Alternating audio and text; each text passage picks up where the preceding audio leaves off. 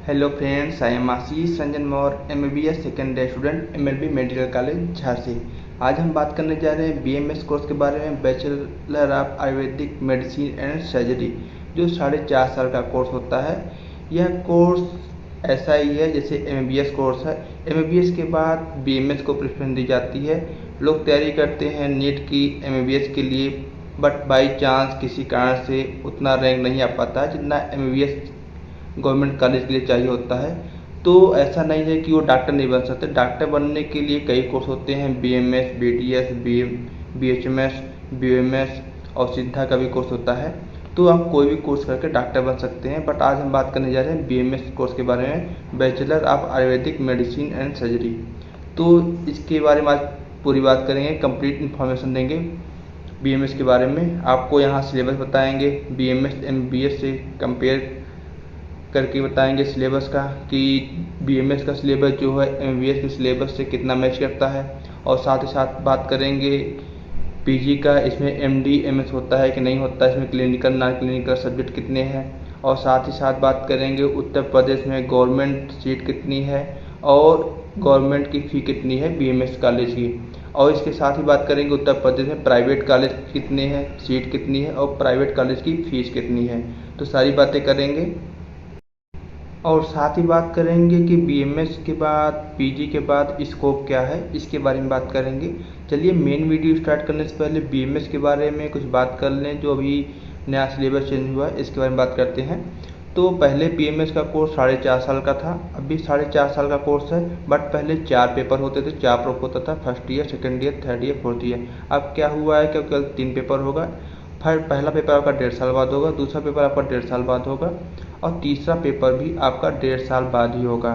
तो मतलब कि आपका सिलेबस वही है, सब्जेक्ट वही है, बट एग्ज़ाम में चेंज किया गया है। और उत्तर प्रदेश की बात करें तो उत्तर प्रदेश में अब हुआ क्या है कि केवल एक यूनिवर्सिटी है जो BMS का एग्ज़ाम कराएगी, वो गोरखपुर में है। तो आपका सिलेबस जो हम बात करेंगे, सिलेबस में पहले क्या होता था कि एक साल में एक बार एग्ज़ाम होता था और PCT होता था। अब क्या है कि 6 महीने पर आपका टर्म एग्ज़ाम होता रहेगा, उसके बाद 2 टर्म होगा और टर्म के अंदर भी PCT होते रहेंगे। ऐसा नहीं कि केवल 6 महीने पर टर्म होगा। तो सिलेबस में काफ़ी चेंज आया है, जिससे कि अच्छा ही है, साथ ही साथ पढ़ाई भी होती रहती है। और अब मल्टीपल भी क्वेश्चन आने लगे हैं। अगर अब एग्ज़ाम होगा शायद इस साल जुलाई या अगस्त में एग्ज़ाम है 21 बैच वालों का, तो आप लोग इसके लिए तैयार रहिएगा। और संस्कृत भी एक सब्जेक्ट होता है फर्स्ट ईयर में, और इसके साथ ही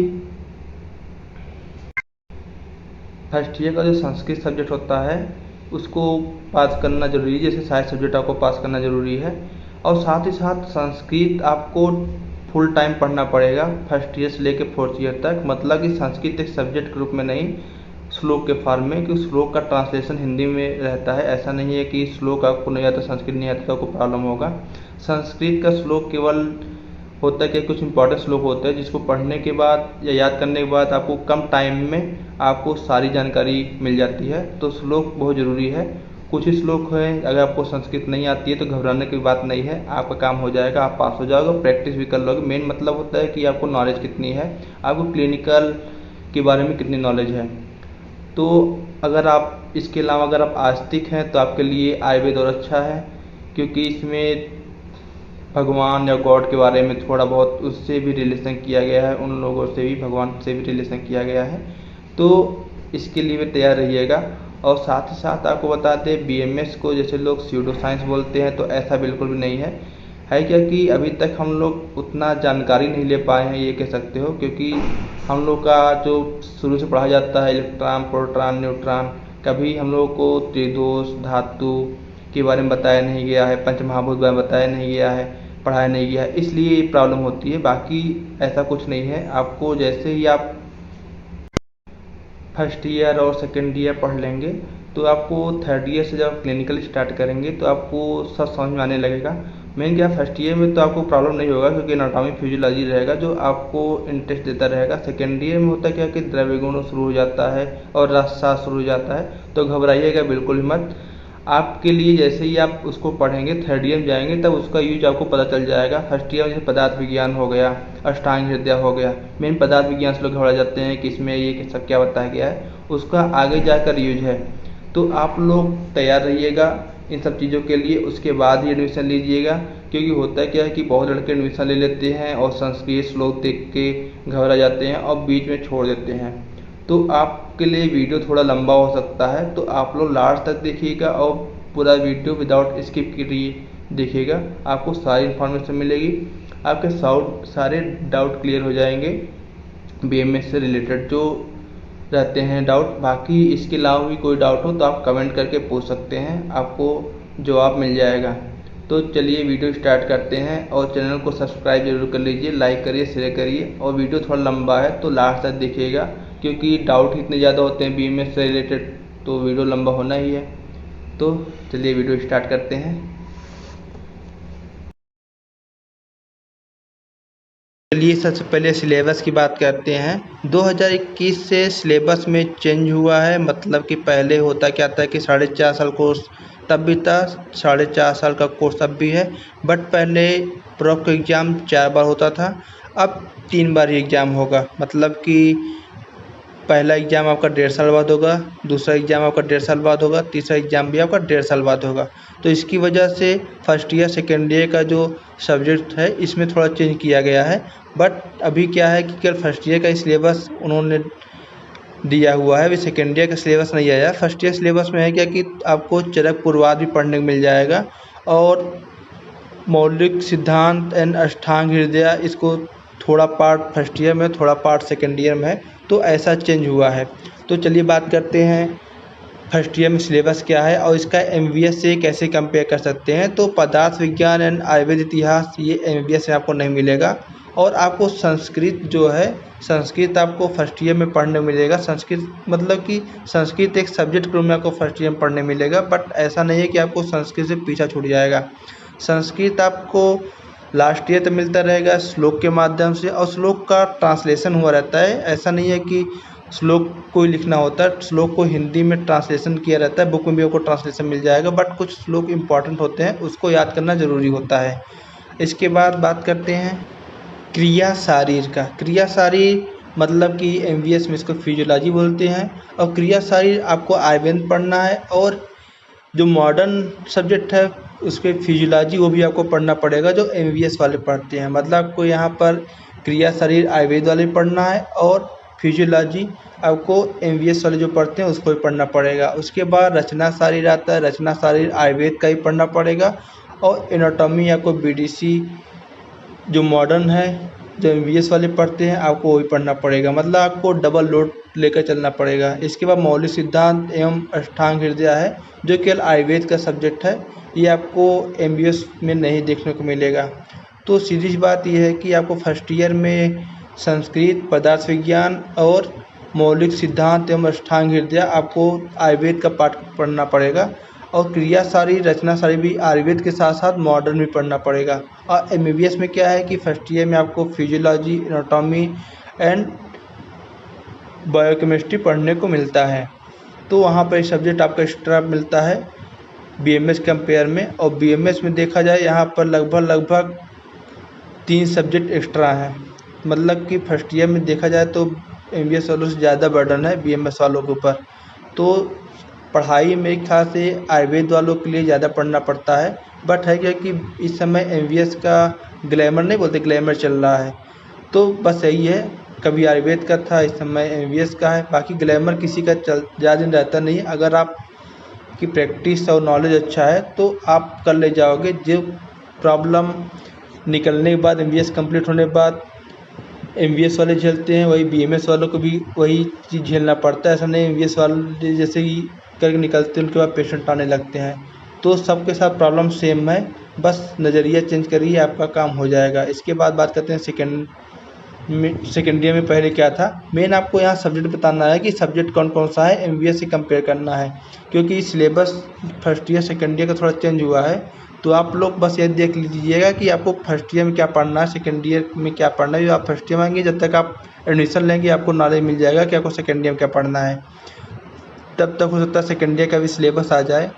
तो चलिए सेकेंड ईयर में क्या पढ़ना है या फिर अगला आपका सब्जेक्ट क्या होगा इसके बारे में बात करेंगे। है क्या कि प्री क्लिनिक, पैरा क्लिनिक और क्लिनिक होता है। तो सेकेंड ईयर में आपको पहले क्या पढ़ना पड़ता है, द्रव्य गुण विज्ञान पढ़ना पड़ता है और रोग निदान। रोग निदान है क्या कि जो मॉडर्न में एमबीएस में पैथोलॉजी पढ़ते हैं, यहाँ पे क्या रोग निदान आपको आयुर्वेद का पढ़ना पड़ेगा और पैथोलॉजी भी पढ़ना पड़ेगा। इसके बाद रसशास्त्र की बात आती है और चरक संहिता, पूर्वाध है क्या, चरक उत्तराध और पूर्वाध दो है। आपको पूर्वाध अब फर्स्ट ईयर में भी डाल दिया गया है और कुछ पार्ट सेकेंड ईयर में है। तो आपको नया सिलेबस के कारण पढ़ना पड़ेगा और आपका 1.5 साल बाद पेपर होगा। और एक बात और बता दें, पहले क्या होता था कि एक बार एग्ज़ाम होता था प्रॉप का, बीच में थोड़ा बहुत पीसीटी होता था। अब क्या है कि यहाँ टर्म के रूप में एग्ज़ाम होने लगा है, जैसे नया सिलेबस आया है। मतलब कि आपका लगभग 6 महीने पर एक टर्म होता रहेगा, तो 2 टर्म होगा, उसके बाद प्रॉप का एग्ज़ाम होगा। तो चलिए ये बात करते हैं द्रव्य गुण विज्ञान और रसशास्त्र दोनों को मिलाकर फार्मेकोलॉजी का कुछ मॉडर्न पार्ट द्रव्य गुण में है, कुछ रसशास्त्र में। रसशास्त्र में आपको दवाएं कैसे बनती हैं इसके बारे में बताया गया है और कुछ मशीन टेबलेट वगैरह ये सब कैसे बनता है रसशास्त्र में इसके बारे में बताया गया है। आयुर्वेद औषधियाँ कैसे बनती हैं इसके बारे में बताया गया है। और द्रव्य गुण में आपको पेड़ पौधे, रस गुण, वीर विपाक इसके बारे में बताया गया है कि जो पौधे होते हैं उसके अंदर औषधियाँ किस रूप में होती है, कौन सी पेड़ से कैसी औषधि किस रोग के लिए प्राप्त कर सकते हैं इसके बारे में बताया गया है। और रोग निदान पैथोलॉजी आपको बता दिया है। और चरक संहिता, चरक पूर्वाध और उत्तरार्ध 2 होता है। आपको यहाँ पे पूर्वाध पढ़ना पड़ेगा। सेकेंड ईयर में थोड़ा है, थोड़ा फर्स्ट ईयर में है। अब नया सिलेबस आ गया है, इसमें मल्टीपल भी है और साथ ही साथ आपको शार्ट और लॉन्ग, मतलब एक पैटर्न पूरा फिक्स कर दिया गया है कि कैसा सिलेबस रहेगा, कहाँ से कितने क्वेश्चन आएंगे। तो काफ़ी कुछ अब अच्छा भी हो गया है। और उत्तर प्रदेश में तो अब आयुष की एक यूनिवर्सिटी खुल गई है, गोरखपुर में है, जो सारे पेपर एक साथ कराएगा। तो एक फ़ायदा ये भी है कि टाइम्स पेपर हो जाया करेगा। इसके बाद आपको बात करते हैं कि थर्ड ईयर या फिर थर्ड ईयर में क्या क्या सब्जेक्ट रहेगा। सब्जेक्ट क्या है कि first year, second year, third year, fourth year में लगभग आपको सब्जेक्ट आपको सारे पढ़ने ही पड़ेंगे। बट हुआ क्या है कि सिलेबस जैसे 1.5 साल का कोर्स कर दिया है, तो कुछ सिलेबस सेकेंड ईयर का फर्स्ट ईयर में डाल दिए हैं और 1.5 साल का फिर कर दिया गया है, तो सेकेंड ईयर कुछ कोर्स थर्ड ईयर में डाल दिए हैं। तो ऐसा किए हैं। बाकी आपको जो मैं यहाँ बता रहा हूँ ये आपको सारे सब्जेक्ट पढ़ने ही पड़ेंगे। ऐसा नहीं कि कोई सब्जेक्ट यहाँ से एलिमिनेट कर दिया गया हो। तो चलिए थर्ड ईयर की बात करते हैं कि थर्ड ईयर में आपको क्या पढ़ना पड़ेगा या फिर आपको इसके बाद आपको क्लिनिकल में क्या क्या सब्जेक्ट पढ़ना पड़ेगा और उसका एमबीबीएस से कंपेयर कैसे करना है। तो अब आपको जैसे अगत तंत्र सब्जेक्ट होता है आयुर्वेद में और एमबीबीएस में इसको टॉक्सिकोलॉजी बोलते हैं। तो आपको फॉरेंसिक एंड टॉक्सिकोलॉजी जो आप एमबीबीएस में पढ़ते हैं, यहाँ अगत तंत्र में वो चीज़ पढ़ने को मिलता है। और इसके बाद श्वासवृत्त की बात करें जो आप पीएसएम पढ़ते हैं एमबीबीएस में, कम्युनिटी मेडिसिन, वो आपको श्वासवृत्त में पढ़ने को मिलता है। और ऑब्सगाइनी, प्रसूति तंत्र एवं स्त्री रोग जो आप वहाँ पर मॉडर्न में ऑब्सगाइनी पढ़ते हैं, यहाँ भी आपको ऑब्सगाइनी पढ़ना पड़ेगा। और साथ साथ आयुर्वेद का पोर्शन प्रसूति तंत्र एंड स्त्री रोग भी पढ़ना पड़ेगा। आयुर्वेद एंड मॉडर्न दोनों पढ़ना पड़ेगा। और एमबीबीएस में क्या है, केवल मॉडर्न पढ़ना पड़ता है। और कौमारवृत्त क्या है कि आयुर्वेद में आपको कौमारवृत्त पढ़ना पड़ेगा और साथ ही साथ आपको मॉडर्न भी पढ़ना पड़ेगा। एमबीबीएस में एक पीडियाट्रिक्स पढ़ना पड़ता है। और इसके बाद चरक संहिता उत्तरार्ध जो आयुर्वेद का पैटर्न है, आयुर्वेद का है, ये एमबीबीएस में नहीं है। इसके बाद बात करते हैं फोर्थ ईयर में या फिर लास्ट में क्लिनिकल में आपको क्या पढ़ना पड़ेगा। तो काय चिकित्सा होता है आयुर्वेद में और आयुर्वेद पोर्शन में काय चिकित्सा के लिए पढ़ना पड़ेगा। और साथ ही साथ आपको मॉडर्न में मेडिसिन पढ़ना पड़ेगा। मेडिसिन के साथ साथ आपको आयुर्वेद का काय चिकित्सा पढ़ना पड़ेगा। एमबीबीएस में मेडिसिन पढ़ना पड़ता है। और पंचकर्मा आयुर्वेद का पोर्शन है, केवल आयुर्वेद में पंचकर्मा है, मॉडर्न नहीं है। इसके बाद शल्यतंत्र, आयुर्वेद में शल्यतंत्र भी पढ़ना पड़ेगा और सर्जरी भी पढ़ना पड़ेगा। और एमबीबीएस में आपको केवल सर्जरी पढ़ना पड़ेगा।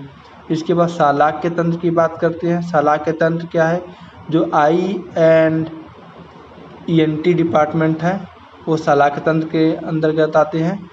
शालाक्य तंत्र क्या है कि आपके जो क्लेविकल है इसके ऊपर के जितने आर्गन हैं आयुर्वेद में इसको शालाक्य तंत्र के अंदर डाला गया है। वही एमबीबीएस में क्या है, मॉडर्न क्या है कि आई का अलग है ऑप्थेल्मोलॉजी और ईएनटी अलग है।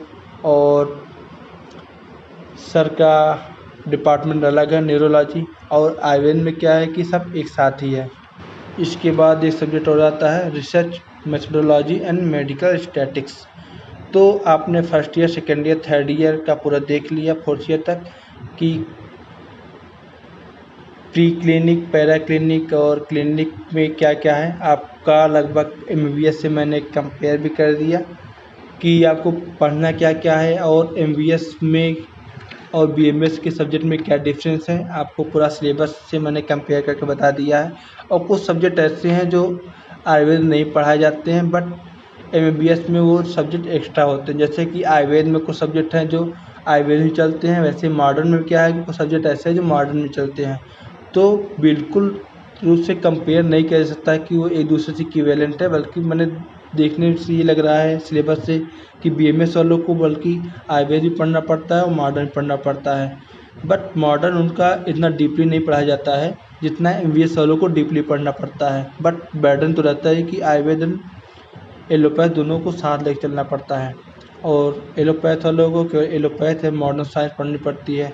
तो हमने लगभग MBBS BMS के सिलेबस का कंपेयर करा दिया है।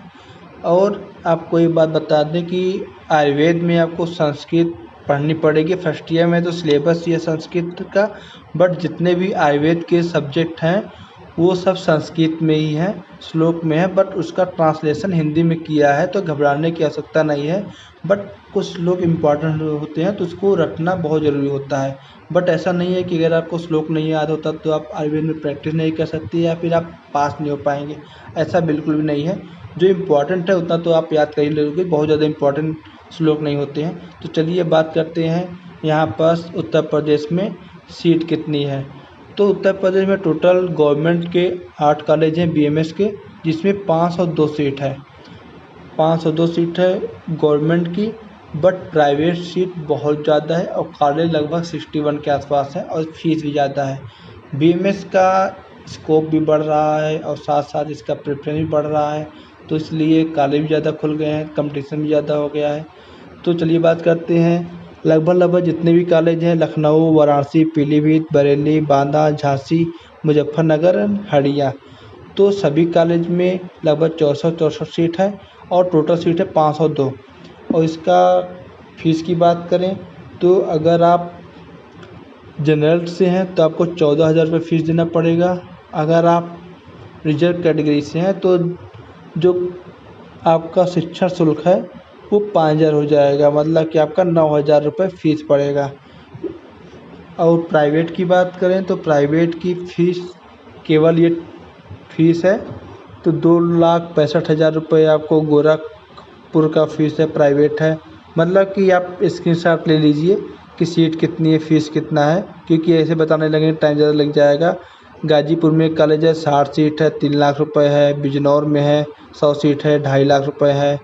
तो लगभग आप देख रहे होंगे कि 2 लाख से 3 लाख के आसपास फीस है। अभी आपका इसमें मेस, हॉस्टल, ये सब भी फीस रहेगा। मेस का फ़ीस तो अलग से लगता है, तो ये सब भी इंक्लूड कर लीजिएगा। बाकी हर जगह कुछ ना कुछ हिडन चार्ज होता है और एग्ज़ाम फ़ीस अलग होता है। वो गवर्नमेंट में भी एग्ज़ाम फ़ीस अलग होता है, प्राइवेट में भी एग्ज़ाम फ़ीस अलग होता है। तो एक फ़ीस केवल आपका कॉलेज का फ़ीस है। आप देख रहे हैं कि मेरठ का एक कॉलेज है, उसकी फ़ीस लगभग 2,39,200 रुपये है और 60 सीट है। आप स्क्रीनशॉट ले लीजिए क्योंकि ऐसे बताएंगे टाइम ज़्यादा लग जाएगा। टोटल यहाँ पर 61 प्राइवेट कॉलेज है। आप स्क्रीनशॉट लेते जाइए क्योंकि टाइम ज़्यादा लगेगा तो आपको भी प्रॉब्लम होगा। या फिर आप स्क्रीनशॉट नहीं ले रहे हैं तो देखते जाइए कि कहाँ पर कितनी फ़ीस है, कितनी सीट है, और जो कॉलेज आपको लेना हो तो उसका फ़ीस और सीट आप देख ही सकते हैं। आपको एक बार बता दें कि प्राइवेट से जो BMS करता है लगभग कंप्लीट करके निकलता है, बट BMS एडमिशन लेने के बाद गवर्नमेंट कॉलेज में एक तो ऐसी सीट कम है और उसमें 502 के आसपास सीट है, और ज़्यादातर लड़के एडमिशन लेते हैं तो चूँकि उनका रैंक अच्छा रहता है तो फिर से तैयारी करने लगते हैं, उनको गवर्नमेंट से MBBS मिल जाता है और छोड़ चले जाते हैं। तो PG में मेन कंपटीशन जो देखने को मिलता है वो प्राइवेट कॉलेज हैं। बट अगर गवर्नमेंट कॉलेज से आप कर रहे हैं तो अगर आप अच्छा पढ़ने में हैं तो आप निकाल ले जाएंगे PG में, क्योंकि PG में देखा जाए तो कंपटीशन एक तरीके से कम है बट सीट भी कम है। मेन बात ये भी है PG में। तो आप लोग देख रहे हैं कॉलेज यूपी में बीएमएस के कॉलेज तो बहुत ज़्यादा है। इतने कॉलेज गवर्नमेंट नहीं जितने प्राइवेट के हैं।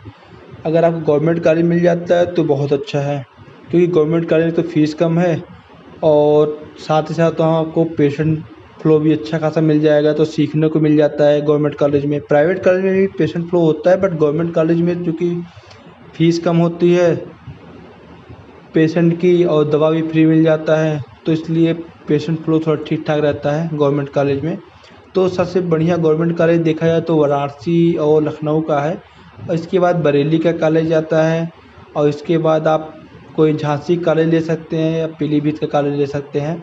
प्रयागराज का जो कॉलेज है वो हड़िया में है, तो मेन सिटी से वो काफ़ी दूर है जो प्रयागराज का कॉलेज है। लोग प्रयागराज का कॉलेज प्रयागराज में सोच के ले लेते हैं, बट वो थोड़ा दूर पड़ता है। इसके बाद आप मुजफ्फरनगर भी ले सकते हैं या फिर बांदा भी ले सकते हैं। तो आपको कोई भी गवर्नमेंट कॉलेज मिले आप ले सकते हैं, और इसमें अगर आपको कोई गवर्नमेंट कॉलेज मिल रहा है आप बाद में ट्रांसफ़र भी ले सकते हैं, उसका हम अलग से वीडियो बना देंगे। आप चैनल को सब्सक्राइब कर लीजिएगा। फर्स्ट ईयर के बाद ट्रांसफ़र होता है, फर्स्ट ईयर आप कंप्लीट से पास हो जाए उसके बाद ट्रांसफ़र होता है, उसका हम अलग से वीडियो बना देंगे। तो आप लोग सभी का स्क्रीनशॉट ले चुके होंगे, और साथ ही साथ आपको ये बता दें कि इसके बाद हॉस्टल फ़ी, मेस फ़ी, एग्जामिनेशन फ़ी और आपकी स्कॉलरशिप आती है नई हिडन चार्ज, इसके बारे में बात करते हैं। तो हॉस्टल फ़ी आपको अलग से देना पड़ेगा, मेस फ़ी आपको अलग से देना पड़ेगा, एग्जामिनेशन फ़ीस अलग से देना पड़ेगा। स्कॉलरशिप आती है अगर आपकी फैमिली या आपके पेरेंट्स की इनकम 2 लाख से कम है, अभी तो बढ़ा दिया है, 2.5 लाख कर दिया है, इससे कम है तो आपको स्कॉलरशिप मिल जाएगा। हिडन चार्ज हर जगह होता है कुछ ना कुछ, तो हिडन चार्ज आपको देना पड़ेगा। इसके बाद बात करते हैं स्कोप की। आप बीएमएस के बाद आपका स्कोप क्या क्या है। तो बीएमएस के बाद आप मेडिकल ऑफिसर बन सकते हैं, कुछ कॉन्ट्रैक्ट बेस पे भी मेडिकल ऑफिसर का आता है, कुछ गवर्नमेंट परमानेंट भी आता है। अभी यूपी में वैकेंसी आई थी रिसेंटली 900 के आसपास। और अगर आप गवर्नमेंट नहीं करना चाहते, प्राइवेट प्रैक्टिस करना चाहते हैं तो प्राइवेट प्रैक्टिस भी कर सकते हैं। बस आपके पास नॉलेज अच्छी हो, आपकी प्रैक्टिस चलती हो, तो ऐसा कोई नहीं पूछता कि आप बीएमएस की हो एमबीबीएस की हो। मेन होता है कि अगर पेशेंट ठीक हो रहा है तो आपको प्रेफर करेगा, वो डिग्री देकर प्रेफर नहीं करेगा। आप क्लिनिक या हॉस्पिटल भी खोल सकते हैं। और पीजी की बात करें, जितने मैंने सब्जेक्ट बताए हैं स्टार्टिंग में अभी बताया था सिलेबस में, उस सारे सब्जेक्ट से आप पीजी कर सकते हैं, एमडी कर सकते हैं, एमएस कर सकते हैं। तो एमडी आपका जो हो गया क्रिया शारीर, रचना शारीर और पदार्थ विज्ञान, अष्टांग हृदय और साथ ही द्रव्य गुण, रसशास्त्र, रोग निदान, सात सर्जरी होता है, इससे आप एमडी कर सकते हैं। एमएस आप ऑब्स्टेट्रिक्स, जनरल सर्जरी और सालाक से आप एमएस भी कर सकते हैं। और पीडियाट्रिक्स हो गया, इससे आप एमडी कर सकते हैं। और साथ ही साथ आप पंचकर्मा, इस समय आयुर्वेद का काफ़ी फेमस है, इससे भी आप एमडी कर सकते हैं। तो ऐसा नहीं कि आप खाली बैठेंगे, इसका स्कोप काफ़ी अच्छा है। अब तो सुपर स्पेशलिटी भी शुरू करने जा रहा है बीएमएस। और साथ ही साथ डिप्लोमा कोर्स भी होता है बीएचयू में, आप रेडियोलॉजी डिप्लोमा कर सकते हैं। आप पीजी के बाद प्रोफेसर बन सकते हैं।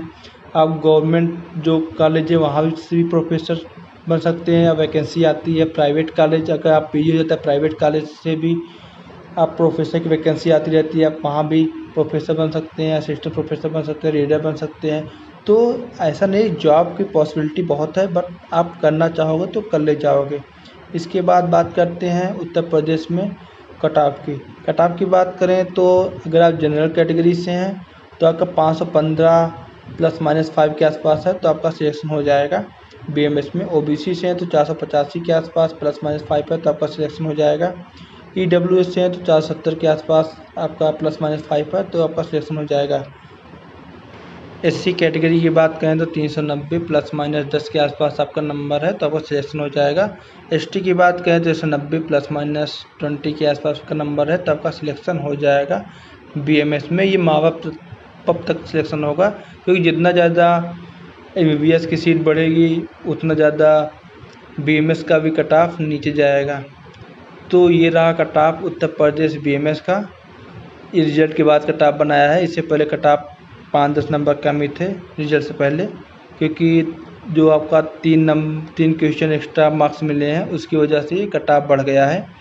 और आप लोग चैनल को सब्सक्राइब करें, लाइक करें एंड शेयर ज़रूर करें। और आपका जैसे ही उत्तर प्रदेश का काउंसलिंग स्टार्ट होता है आपको वीडियो मिल जाएगा, तो चैनल को सब्सक्राइब करना ना भूलें, जिससे कि आपको नोटिफिकेशन मिलती रहे। तो आप बेल आइकन को भी दबा दीजिएगा। तो आपका वीडियो कैसा लगा? कोई प्रॉब्लम हो आयुष काउंसलिंग से संबंधित, आपको BHMS का वीडियो चाहिए, उसका स्कोप चाहिए, तो कमेंट करिए, आपको सारी वीडियो मिलेगी।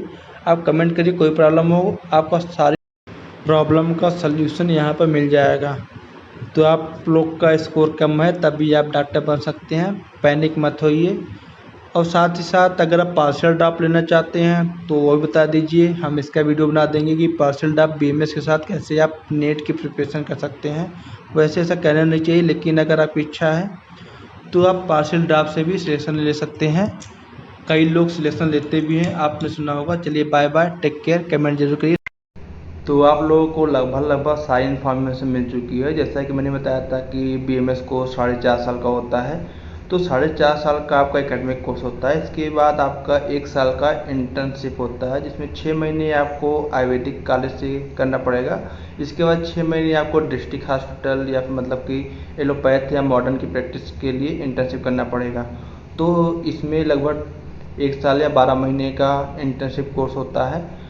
तो आपको इसको कंप्लीट करने के बाद ही आपको डिग्री मिलेगी। मतलब टोटल कोर्स का ड्यूरेशन 5.5 साल होता है। और साथ ही साथ आपको एक बात और बता दें कि अभी लास्ट ईयर हुआ क्या था कि प्राइवेट कॉलेज जो हैं, कई ऐसे प्राइवेट कॉलेज हैं जहां पर विदाउट नीट के ही एडमिशन ले लिया गया था। तो ये सब चेक करके भी, अगर प्राइवेट में एडमिशन ले रहे हैं तो चेक करके ही एडमिशन लीजिएगा, क्योंकि 60 के बैच में 40-50 बच्चे ऐसे थे जो विदाउट नीट वाले थे। तो होता क्या कि ये बाकी बच्चे तो निकाल दिए गए, तो अब उनका क्लास उतना अच्छा चल नहीं पाता है और कॉलेज का नाम भी ख़राब हो जाता है। तो ये सब देख कर ही एडमिशन लीजिएगा कि कौन से कॉलेज कैसे हैं। सारे कॉलेज के बारे में, जिस कॉलेज में एडमिशन लेना चाहते हैं, पूरी इन्फॉर्मेशन लेकर ही एडमिशन लीजिएगा। वैसे बरेली में कुछ कॉलेज हैं जो ठीक ठाक हैं, आप लोग पता कर लीजिएगा कौन से कॉलेज ठीक हैं, जिससे कि आपको प्रॉब्लम ना हो बाद में। तो वीडियो को like and share and comment जरूर करिए एंड चैनल को सब्सक्राइब कर लीजिए। Bye bye.